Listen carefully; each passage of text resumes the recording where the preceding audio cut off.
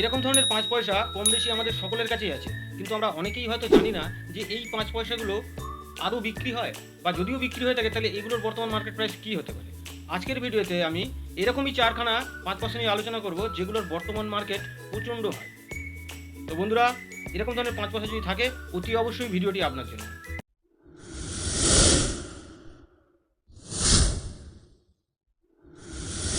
তো বন্ধুরা, এরকম ধরনের 5 পয়সা 1957 সাল থেকে 1966 সাল পর্যন্ত তৈরি হয়েছিল এই কপার নিকেল ধাতুর। তো এই 5 পয়সাগুলোর মধ্যে আমি কয়েকটি জাস্ট রেয়ার বা স্কেয়ার যেগুলো আছে সেই কয়েকটি 5 পয়সা সম্বন্ধে এই ভিডিওতেই আমি আলোচনা করব। তার মধ্যে প্রথম যে 5 পয়সাটি সেটা হচ্ছে 1960 সালে যে 5 পয়সাটি, এটি কিন্তু টোটাল 4খানা মিন্টে তৈরি করা হয়েছিল। এই সালের নিচে এই মিন্টটা থাকে, একটা একটা মিন্টের এক এক ধরনের সিম্বল। এটি টোটাল 3খানা মিন্টে তৈরি করা হয়েছিল, বোম্বে, কলকাতা আর হায়দ্রাবাদ। 1960 সালের এই 5 পয়সাটির ওজন ছিল 4 গ্রাম আর এর সাইজ ছিল 22 mm। তো এই 60 সালের কয়েনটির কলকাতা আর বোম্বে 50 টাকা থেকে 100 টাকার ভিতরে দাম, যেগুলো কন্ডিশন যদি ঠিক থাকে তাহলেই।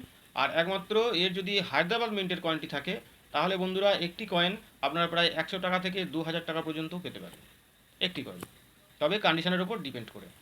আর এর যে পরের কয়েনটি রয়েছে বন্ধুরা, সব কিছু এর সেম ছিল, মেটাল, শেপ, এর ওয়েট সব কিছু একদম সেম। 1964 সালের কয়েন। তো এই কয়েনটির মধ্যেও বন্ধুরা 3খানা মিন্ট থেকে এই কয়েনটি তৈরি করা হয়েছিল, যেটা হচ্ছে বোম্বে, কলকাতা আর হায়দ্রাবাদ।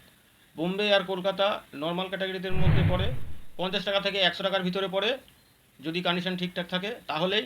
আর এর বন্ধুরা হায়দ্রাবাদ মিন্টের কয়েনটি 300 থেকে 1300 টাকা পর্যন্ত দাম হতে পারে যদি এর কন্ডিশন ঠিক থাকে। আর বন্ধুরা, এর পরে যে কয়েনটি বলছি 1965 সালের কয়েন, এটি ওই একই ধাতুর একই মেটাল, কিন্তু শুধু সালটা আলাদা। 1965 সাল।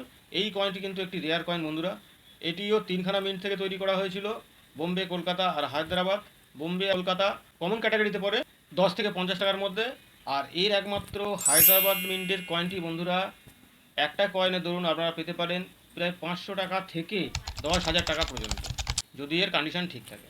তো বন্ধুরা, নিশ্চয়ই বুঝতে পেরেছেন যে এরকম ধরনের 5 পয়সা কিন্তু একেবারে ফেলনা নয়। অবশ্যই চেক করে দেখুন যে এরকম ধরনের 5 পয়সা আছে কি না। তা আর এর পরে যে 5 পয়সাটা বলবো সেটি কিন্তু এটির থেকেও অনেক দাম বেশি। তো বন্ধুরা, এর পরে যে 5 পয়সাটি রয়েছে সেটির ওয়েট ছিল 1.5 গ্রাম। আর এটি অ্যালুমিনিয়াম আর ম্যাগনেসিয়ামে তৈরি করা হয়েছিল। আর এর সাইজ ছিল 22 mm। এও একদম সেম ছিল, মাঝখানে স্তম্ভের পোর্ট্রেট করা আছে।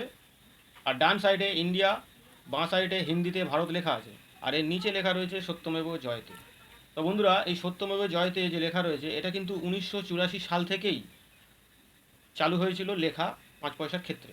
তো যেহেতু এটি বছরের প্রায় মাঝামাঝি বলতে পারেন, বছরের মাঝামাঝি থেকে এই সত্যমেব জয়তে লেখা হয়েছিল, যার কারণে খুব অল্প মাত্রায় 1984 সালের এই কলকাতা মিন্টের কয়েনে ছাপা হয়েছিল। যার কারণে এই 1984 সালের কলকাতা মিন্টের সত্যমেব জয়তে লেখা যদি 5 পয়সা থাকে তাহলে একটি 5 পয়সার ধরুন আপনারা পেতে পারেন প্রায় 2000 টাকা থেকে 12,000 টাকা পর্যন্ত দাম। এটা কিন্তু কিছুদিন আগে পর্যন্ত বন্ধুরা একটু দাম কম ছিল, এখন কিন্তু অনেক দাম বেড়ে গেছে। তো এটা একদম পাকা খবর। তো বন্ধুরা, এরকম ধরনের 5 পয়সা যদি আপনাদের কাছে থেকে থাকে অবশ্যই সেগুলো গুছিয়ে রাখুন। যত দিন যাবে এসব কয়েনের কিন্তু আরও দাম বাড়বে, কারণ এরকম ধরনের কয়েন আর সচরাচর এমনি নর্মালি চোখে দেখা যায় না, বিশেষ করে রেয়ার সালগুলো আর কি। তো বন্ধুরা, এরকম ধরনের 5 পয়সা যদি আপনার কাছে থাকে অবশ্যই হয়তো আপনার কিছুটা হলেও ভাগ্য ফেরাতে পারে। আর এরকম টাইপের 5 পয়সা কিন্তু বন্ধুরা প্রচুর আছে, যেগুলো নর্মালি টুকটাক কম বেশি দাম, যেগুলো 1000 টাকা পর্যন্ত এখনও গিয়ে পৌঁছায়। 300, 400, 500-র মধ্যে যেসব কয়েনগুলো আছে, অনেক ধরনের কয়েন আছে। তবে যাদের কাছে এরকম ধরনের কয়েন আছে তারা অবশ্যই সাল মিলিয়ে দেখতে পারেন। যদি তার কোনো ধরনের ডাউট থাকে যে কোনো একটা সালের বিষয়, তারা কিন্তু অতি অবশ্যই কমেন্ট বক্সে জানাতে পারেন যে আপনার কাছে কী কয়েন আছে, কত সালের কয়েন আছে। আমি চেষ্টা করব নেক্সট কোনো ভিডিওতে সেই সব কয়েন সম্বন্ধে আপনাদেরকে একটু বলে দিতে। তো বন্ধুরা, এরকম ধরনের ভিডিও তো আমি প্রায় দিয়ে থাকি। আর এরকম ধরনের ভিডিও পেতে বন্ধুরা, যদি কোনো নতুন বন্ধু হয়ে থাকেন অবশ্যই কিন্তু সাবস্ক্রাইব করে পাশে থাকুন, কারণ আমি আমার চ্যানেলে এরকম ধরনের ভিডিও প্রায় দিয়ে থাকি। তো বন্ধুরা, দেখা হচ্ছে পরের ভিডিওয়। ততক্ষণের জন্য ভালো থাকবেন, সুস্থ থাকবেন।